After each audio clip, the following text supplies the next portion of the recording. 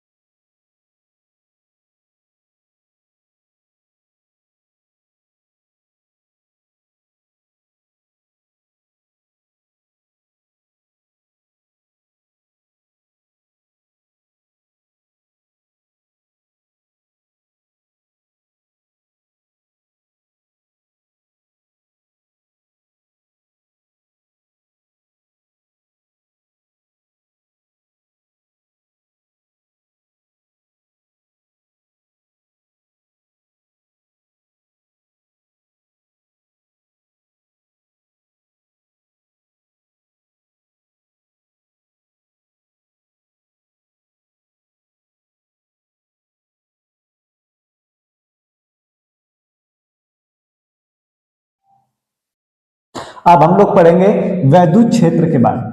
वैद्युत क्षेत्र के बारे में हम लोग पढ़ेंगे, यानी कि इसको बोलते हैं इलेक्ट्रिक फील्ड। इलेक्ट्रिक फील्ड यानी वैद्युत क्षेत्र के बारे में अब हम लोग पढ़ेंगे कि वैद्युत क्षेत्र क्या होता है। यानी कि वैद्युत क्षेत्र क्या होता है, यानी किसी आवेश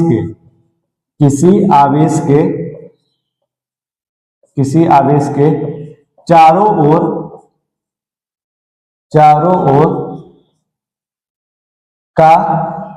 का वह क्षेत्र, किसी आवेश के चारों ओर का वह क्षेत्र जिसमें रखे दूसरे आवेश दूसरे आवेश वैद्युत बल का अनुभव करते हैं, वैद्युत बल का अनुभव करते हैं, वैद्युत बल का अनुभव करते हैं। ठीक है, क्या कहलाता है? वैद्युत क्षेत्र कहलाता है, वैद्युत क्षेत्र कहलाता है। ठीक है, वैद्युत क्षेत्र क्या होता है? तो वैद्युत क्षेत्र आपने पढ़ा कि वैद्युत क्षेत्र क्या होता है कि किसी आवेश के चारों ओर, किसी आवेश के चारों ओर का वह क्षेत्र जिसमें दूसरे आवेश क्या करता है? वैद्युत बल का अनुभव करता है, उसे हम लोग क्या कहते हैं? वैद्युत क्षेत्र कहते हैं। एग्जाम्पल के तौर पर यह समझिए कि हमारे पास कोई आवेश है, ये हमारे पास कोई प्लस क्यू आवेश है। अब ये आवेश है तो इसके आसपास इसका कुछ ऐसा गुण होगा जिसके द्वारा ये वस्तुओं को, दूसरे आवेश को आकर्षित करेगा, तो क्या करेगा? प्रतिकर्षित करेगा। तो ये कोई आवेश हो गया और ये इसका क्षेत्र हो गया, मतलब कि इसके अंतर्गत इसका क्या प्रभाव है। अगर यहाँ पर हम लोग कोई दूसरा आवेश रखते हैं, जैसे मान लेते यहाँ पर हम लोग प्लस आवेश रख दिए, अब यह क्या है कि ये जो आवेश है इसका क्षेत्र इतना था, अब इसके बाहर हम लोग एक आवेश रख देते हैं, तो ये आवेश और इस आवेश पर क्या प्रभाव पड़ेगा? कोई प्रभाव नहीं पड़ेगा, क्योंकि जो ये आवेश है इसके क्षेत्र से क्या है? बाहर है, तो इसके पर कोई प्रभाव नहीं पड़ेगा।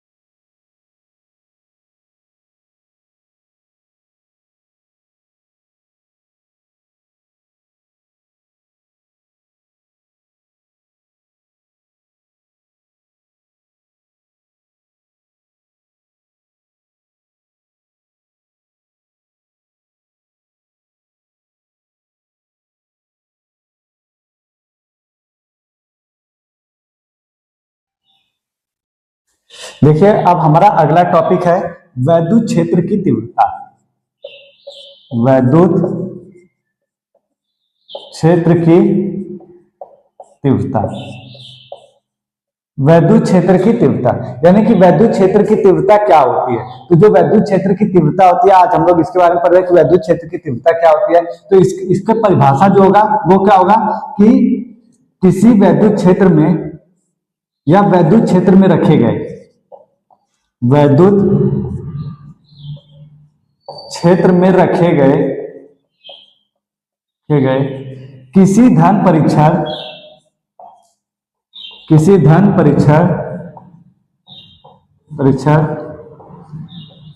आवेश पर,